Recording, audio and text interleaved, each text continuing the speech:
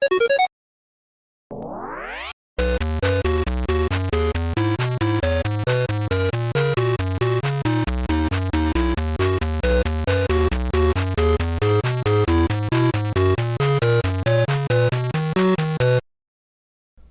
up everybody? In this video, we are going to learn how to connect a slide switch to the Arduino and create an on-off switch using code.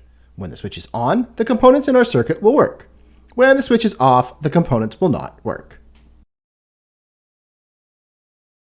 Start off by logging into Tinkercad using your course username. Select Circuits in the menu under your designs. You will see our LED-push button with code circuit that we made in an earlier video. Hover over the circuit and click on the gear in the top right-hand corner. Select Duplicate. Click the name of our circuit in the top left corner and change the name to Slideswitch-on/off with code. Select a slide switch from the components and add it to the breadboard. The slide switch is also known as a single pull, double throw SPDT switch. A slide switch has 3 pins. If you hover over each one, you will see Terminal 1, Common, and Terminal 2. The common terminal is shared with both sides. When you move the switch to either side, you complete the connection to that terminal. The goal is to use the slide switch to make an on-off switch for our circuit. One side will be on or high, and the other side will be off or low. Start off by connecting the middle common terminal to pin 4 of the Arduino. Next, connect a black wire to ground and a red wire to power. Note that it does not matter which terminal is connected to ground or power, as long as they are connected to opposite values. Great! Now we will add code to read the value of the common terminal. If the switch is flipped to the side connected to power, we will read a high input value. If we flip the switch to the side connected to ground, we will read a low input value. Click on the Code tab and ensure the text drop-down is selected. Update the information in the header of our code. Update the program name and description.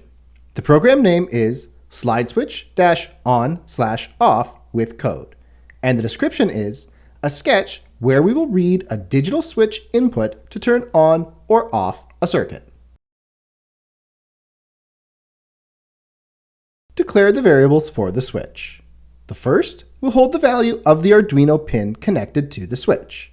Type int switch pin equals 4 semicolon. Next, we will declare a variable to hold the state of the switch. Since it is digital, the state can only be a 0 or 1 or low or high. Type int switch state equals 0 semicolon. In the setup function of our code, we need to tell the Arduino that the switch will be an input. Add the line, pin mode, open bracket, switch pin, comma, input, close bracket, semicolon. Next, in our loop function, we will read the value of the input and print the value to the serial monitor. We will use the switch state variable to do this. Each time the program executes the loop, the value of switch state will change depending on the position of the switch. Type switch state equals digital read, open bracket, switch pin, close bracket, semicolon. Next, add serial.println, open bracket, switch state, close bracket, semicolon. This will print the value of switch state to the serial monitor so we can debug. Comment out all the other serial.println statements, so the only information that will print to our serial monitor is the value of our switch. Click Start Simulation and ensure the serial monitor is visible. If you move the switch towards the terminal connected to ground, you will see a 0. And if you move the terminal towards the terminal connected to power, you will see a 1. Great! We are reading a high value when the switch is on and a low value when the switch is off. Click Stop Simulation. Our on-off switch does not actually control power to the circuit. We are going to use the value of an input to control the execution of code. To do this, we will use a common control structure found in programming, a conditional statement. In a conditional statement, different actions can be executed depending on whether a condition evaluates to true or false. In the loop function, type if open bracket, switch state equals 1, close bracket, open squiggly bracket, close squiggly bracket, else, open squiggly bracket, close squiggly bracket. What's going on here? We are telling our program to compare the value of the switch state variable to a known value. We know that if the switch is connected to power, the value will be 1. So if the switch state variable is equal to 1, the condition is true, and we will execute our program code. The else is used to execute separate code if the condition is false, or a value of 0. The code that will execute goes between the squiggly brackets. Since we only want our button and LED to work when the switch is on, cut and paste the code that controls our button and LED inside the squiggly brackets of the if open bracket switch state equals 1 close bracket. Last, add a serial.println open bracket open quotation mark the switch is on close quotation mark close bracket semicolon inside the squiggly brackets of the if open bracket switch state equals 1 close bracket, and add a serial.println open bracket open quotation mark the switch is off close quotation mark close bracket semicolon inside the else squiggly brackets.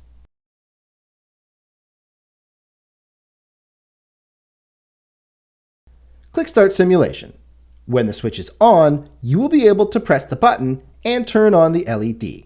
When the switch is off, you can press the button, but the LED will not light up. Our serial monitor will also indicate if the switch is on or off. Let's do one more thing. Remember that our button has a pull-down resistor? There is also something called a pull-up resistor. A pull-up resistor pulls a value to high, where a pull-down resistor pulls a value to low. Remove the wire that connects the slide switch to power. We now have a floating value when the switch is set to on. To enable the pull-up resistor, go to the setup function of your code. Change the value of input to input underscore pull-up for the switch. The Arduino has an internal 20 kilo ohm resistor, so we don't need to add one to the breadboard. Changing the pin mode from input to input underscore pull-up accesses the internal resistor. Click Start Simulation. You will see that the circuit works the same as it did before. This will help out when you build your physical circuits, as you only need 2 wires instead of 3.